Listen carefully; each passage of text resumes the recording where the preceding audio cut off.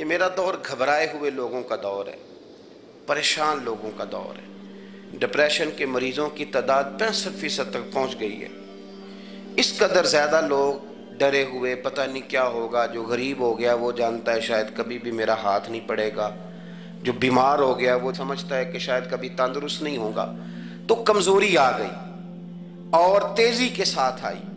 T V پہ بیٹھے لوگوں نے بھی کمزور کیا۔ پھر ایک تعویذ دھاگے والے تھے، انہوں نے بھی کہہ دیا تینوں کسی نے کچھ کیتا ہے۔ وہ بھئی کنے کیتا ہے؟ کہندا ہے دا مینوں حکم ہی نہیں، مینوں تے شرارت دا حکم سی وہ میں کر چھڑی، تینوں کسی نے کچھ ہے۔ اب تو سوچتا رہ، جتنے تیرے دشمن ہیں تو ان کی لسٹ بنا لے۔ تو شرارتیں ہوئیں، لوگ کمزور ہوئے، افکار کے اندر کمزوری آئی۔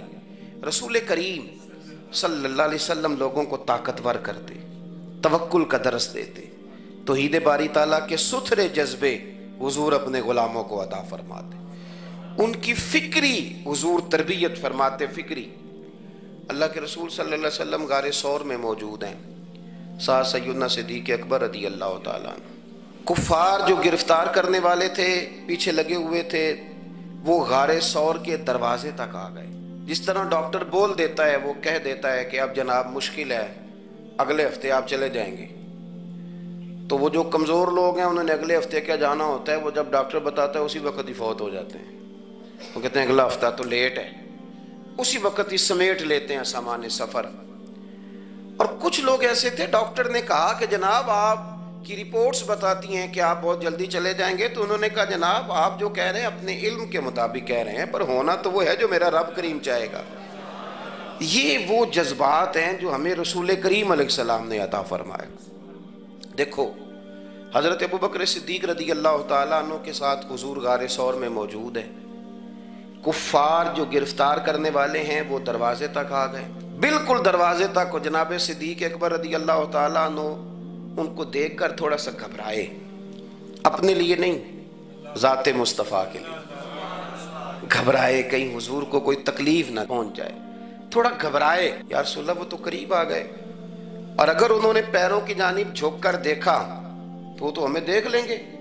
بالکل سرانے پہنچ گئے، یہ آ گئے، کھڑے ہو گئے، اور درمیان میں پردہ کیا ہے؟ مکڑی کا جالا، اور مکڑی کا جالا پھونک سے بھی اڑ جاتا ہے، تو مکڑی کا جالا بیچ میں۔ حضور وہ تو پہنچ گئے، ذرا جھک کر کے دیکھیں گے تو وہ تو ہمیں پکڑ لیں گے۔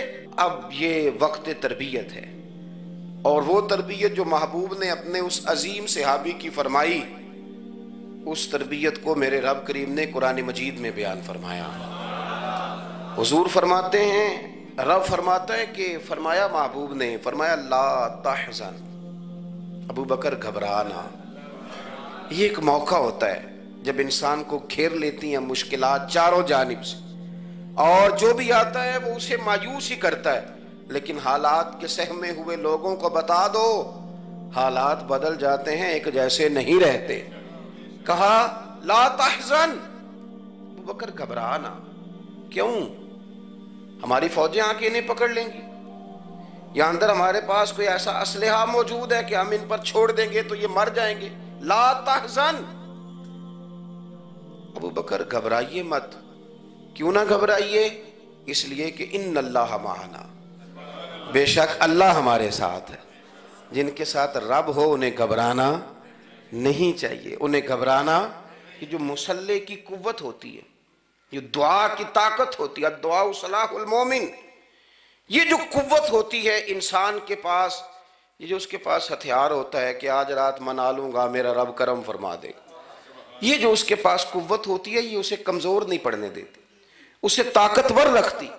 تو حضور نے افکار کے اندر یہ حسن پیدا کیا، لوگوں کو بتلایا کہ بجائے اس کے کہ تم کوئی چور رستہ تلاش کرو، کوئی سیاست کرنے کی کوشش کرو، تم کوئی ایسی راہ اختیار کرو جو تمہیں محسوس ہو کہ درست نہیں ہے، اس رستے نہ چلو، بلکہ تم اپنے رب کو منانے والے رستے پہ چلو۔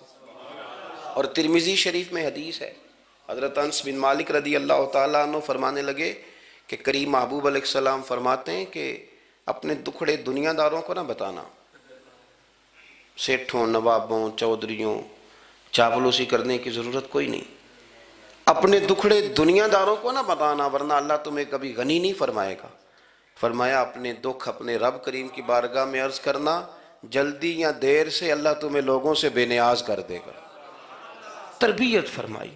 ہم لوگوں نے تیزی سے اپنے آپ کو کمزور کیا ہے، توجہ کا مرکز دنیا دار۔ وہ اکبر الہآبادی نے کہا تھا کہ مصیبت میں بھی اب یاد خدا ہم کو نہیں آتی، دعا منہ سے نہ نکلی جیبوں سے عرضیاں نکلی۔ اب بھی نہ لوگ درخواستیں جمع کراتے ہیں، دعائیں نہیں کرتے۔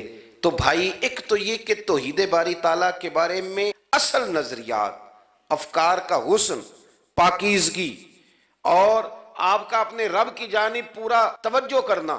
ہمارے ہاں اب تو خیر کرامتیں فیس بک پہ آتی ہیں اور لوگ اس کا سوال بھی بڑا تگڑا کر کے کرتے ہیں، اور جو بچے چھوٹے موٹے ہماری طرح طالب علم ہوتے ہیں، کچھ کتابیں پڑھنے والے دین کے، وہ کئی دفعہ الجھ جاتے ہیں کہ اب اس کو ٹیلی کیسے کریں، ساتھ کیسے جوڑیں۔ ایسی کرامتیں اور کرامت بیان کرنا بھی لوگوں نے ذمہ داری سمجھ لیا ہے، حالانکہ جڑے محرم راز حقیقت دے وہ تے راز حقیقت کھول دے ہی نہیں۔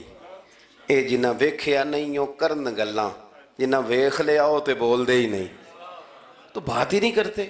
تو کرامت نا جوڑ جاڑ کے نا کہیں فٹ کی جاتی ہے۔ آپ کو بخاری مسلم میں حدیث ملے گی، کوئی بھی ایسی اوہام پرستی، کوئی بھی ایسا نظریہ، کوئی بھی ایسی بات جو ذہن کو منتشر کرے، یعنی ابھی تک لوگ کہہ دیتے ہیں ہمارے کہ وہ کالی بلی رستہ کاٹ گئی تھی، تو معاملہ بڑا، میں ملتان شریف پہنچا تو مجھے وہاں ایک میرے سنگی کہنے لگے، بڑا پرانا ان سے ربط ہے، کہنے لگے کہ میں نے آج نہ تجربہ کیا ہے، ویسے واقعی کالی بلی رستہ کاٹی ہے تو مشکل ہو گئی ہے۔ میں نے انہیں کہا کہ آپ کا تجربہ سجدہ صاحب کا محتاج ہے، آپ کو دوبارہ سے تجربہ کرنا چاہیے۔ خدا کے بندے، کالی بلی رستہ کاٹ جائے تو مشکل ہوتی ہے، تو میرا تو سارے رستے، کئی کالی گاڑیاں رستہ کاٹ گئی ہیں، اب کیا کیا جائے؟ یہ کمزوری ہے، افکار میں کمزوری نہیں پیدا کریں، کچا پن نہ پیدا کریں، آپ مضبوطی لائیں۔